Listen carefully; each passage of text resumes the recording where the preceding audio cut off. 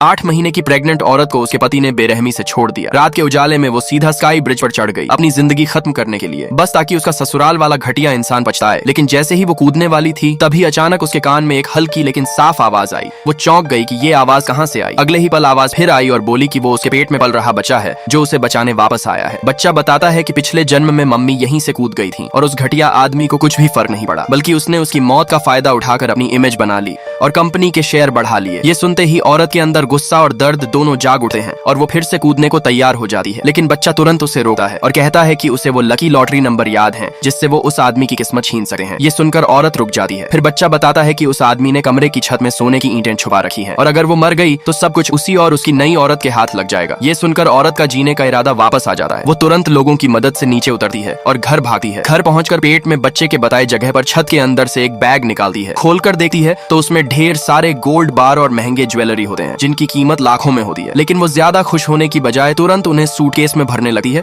क्योंकि बच्चा कहता है कि ये सब जल्दी हटाना पड़ेगा वरना वो आदमी पकड़ लेगा। तभी नीचे से उस आदमी की आवाज आती है और वो घबरा जाती है। तुरंत दिमाग लगाकर खाली बैग में पुरानी किताबें डालकर वापस छत में रख देती है और असली सूटकेस छुपा देती है। बच्चा फिर उसे याद दिलाता है कि वो तो मरने आई थी, तो वो रस्सी निकालकर ऐसे खड़ी हो जाती है जैसे फांसी लगाने वाली हो। तभी पति कमरे में आता है और उसे देखकर बिना कुछ बोले तलाक के पेपर निकालकर साइन करने को कहता है और घमंड से बताता है कि उसकी नई गर्लफ्रेंड प्रेग्नेंट है और इस बार बेटा होगा। तभी बच्चा तुरंत सच बताता है कि वो बच्चा उसका नहीं है और वो पहले ही धोखा खा चुका है। ये सुनकर औरत खुद को रोक नहीं पाती और जमीन पर बैठकर हंसने लगती है। लेकिन उस आदमी को लगता है कि वो दुख में रो रही है और वो उसे धमकी देता है कि अगर तलाक नहीं किया तो वो उसे रुला देगा। लाइक सब्सक्राइब कर देना, भगवान आपको बहुत खुशी देगा।